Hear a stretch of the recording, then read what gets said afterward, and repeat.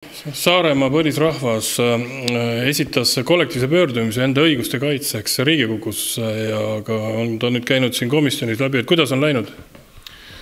Jah, tõepoolest Saaremaa põlisrahvas esitas Riigikogule taotluse, et riik asuks siis ka tunnustama ja kaitsma Saaremaa põlisrahvast nendes küsimustes, mis puudutavad riiklikke eriplaneeringuid, millega meie tänane võimukoalitsioon on otsustanud rajada Saaremaa merealadele meretuuleparke, müüa neid merealasid võõrastele ja asuma ka meie maismaale uusi tuuleparke ehitama ilma kohaliku rahva eelneva, vaba ja informeeritud nõusolekuta. Ja selle küsimuse juures on mitmed rahvusvahelised lepped, mida Eesti Vabariigi tänane valitsus on jätnud arvestamata. Eelkõige ÜRO ja Euroopa Liidu lepped põlisrahvaste õiguste kaitseks ja meie siis Saaremaa põlisrahvana lähtudes rahvusvahelistest lepetest ja Eesti Vabariigi põhiseaduse paragrahvist 3, mis ütleb väga selgelt, rahvusvaheliste õiguse tunnustatud normid on Eesti õigussüsteemi lahutamatu osa. Sellest lähtudes esitasimegi siis Riigikogule avaliku pöördumise, see oli siis rahvaalgatus.ee formaadis, korjas üle 1200 toetusallkirja novembris ja detsembris ja jaanuaris me selle esitasime. Nüüd siis 6. mail eile jõudis meie rahvaalgatus Riigikogu põhiseaduskomisjoni. Põhiseaduskomisjon kuulas meid ära ja kahjuks juba varem ette valmistatud otsusega lükkas meie pöördumise tagasi. Aga sellega tunnistas tänane võim avalikult, et nad rahvusvahelisi kokkuleppeid ei taha täita. Nii et nüüd me oleme jõudnud olukorda, kus me oleme läbinud Eestis 3 kohtuastet oma õiguste kaitseks, halduskohtu, ringkonnakohtu ja Riigikohtu, pöördunud õiguskantsleri poole, selgitustaotluse ja avaldusega ja nüüd siis ka Riigikohtu põhiseaduskomisjoni poole saanud ka tagasilükkav vastuse. Meil on see kohustuslik otsuste pakett koos, ilma milleta ei saa rahvusvaheliste kohtute poole pöörduda, aga meie järgmine avaldus läheb siis Euroopa Inimõiguste kohtusse ja Euroopa Inimõiguste kohtuste hinnangul on ka kohalikud põlisrahvad inimõiguste kaitsja staatuses. Et me asume siis kaitsma üldiseid inimõiguseid, mida Eesti Vabariigis on täna asutud rikkuma. Aga mul on üks hea uudis ka EKRE-le. Kuna EKRE kuulas meie ettepanekud ära, me tegime ettepaneku võtta siis lahenduse ettepanekuga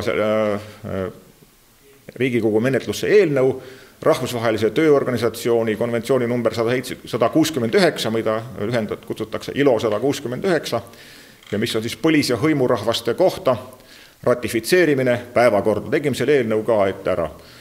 Ja ma näen, et EKRE on valmis seda menetlusse esitama, nii et ega meie selline võitlus jätkub. Ja teine ettepanek on see, et kui Riigikogus on näiteks Taimaa toetusrühm, aga Eesti põlisrahvaste toetusrühma veel ei ole, tegime ka selle ettepaneku ja loodame, et siis Riigikogu erinevate fraktsioonide saadikud leiavad ka oma juured üles ja asuvad meie põlisrahva algatusi toetama, mis on tegelikult otseselt Eesti Vabariigi edasi kestmise oluline alus, sest me peame mäletama oma juuri ja peaksime hoiduma nendest võõrastest ärihuvidest, millega siis meie kohalike rahvaste tahtest vägisi üle sõidetakse. On aru saada, et see liikumine on eeskätt tingitud sellest, et riik on hakanud rajama nagu saarlaste maadele neid tuulikuid, mis on vastumeelsed. Et mis see, mõni tekib kohe küsimus, et mis siis on need põlisaarlased nagu oleks eraldi kui eestlased, et kuidas seda neile selgitada? Eestlased on meil, me oleme kõik Eesti Vabariigi kodanikud, ka saarlased on kõik Eesti Vabariigi kodanikud. Eesti Vabariik loodi Eesti iseseisvuse manifestiga 24. veebruaril 1918 ja see manifest oli kõigile Eestimaa rahvastele. Lihtsalt selle riigi edasise kehtestamise korras unustati need rahvad ära, kes Eesti Vabariigi moodustasid. Ja selle, et meie põlisrahvad on elanud siin maadel enne kõiki teisi, ka enne Eesti Vabariigi loomist ja huvitaval kombel on üle elanud kõik riigikorrad. Et saarlased on üle elanud vähemalt 15 võõrast riigikorda ja elavad edasi põlisrahvana ja sealt tasub midagi õppida, sellepärast et kui riigid, kohalikud omavalitsused on osutunud ajutiseks, aga põlisrahvas on suutnud üle elada, siis on see tegelikult ka Eesti riigi kestmisele oluline, et Eesti riik oma territooriumil elavate põlisrahvaste õiguste tunnustamisega ja nende diskrimineerimise vältimisega elab ka ise paremini edasi. Nii et me tegelikult anname Eesti Vabariigile praegu võimaluse kohendada neid seisukohti, millega siis meie põlisrahvaste maadel on asutud tegema riiklikke planeeringuid ilma kohaliku rahva loata. No, jutt on saarlastest, aga on ka teisi nurki Eestimaal, kus on samamoodi liikumine siis põlisrahva esindused tekkinud või ei ole rohkem neid?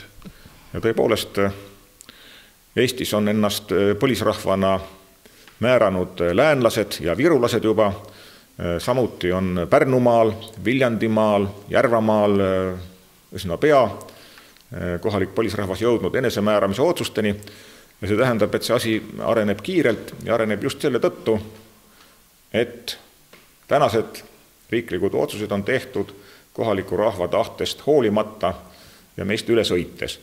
Ja rahvas ärkab ja see on selgelt rahva tahte vastane tegevus, mis praegu toimub, tasub peatuda enne, kui see siseriiklik kriis areneb. Nii et kindlasti tulevad ka järgmised teiste rahvaste ja meie ühised pöördumised Riigikogu poole. Nii et see esimene näide saarlaste oma oli lihtsalt, ütleme siis nii, võimaliku lahendi jaoks mudel, kui Riigikogu põhiseaduskomisjonis olevad koalitsioonierakonnad on esialgu sellele vastu, siis järgmine tuleb juba ühine kollektiivne pöördumine mitmete põlisrahvaste poolt.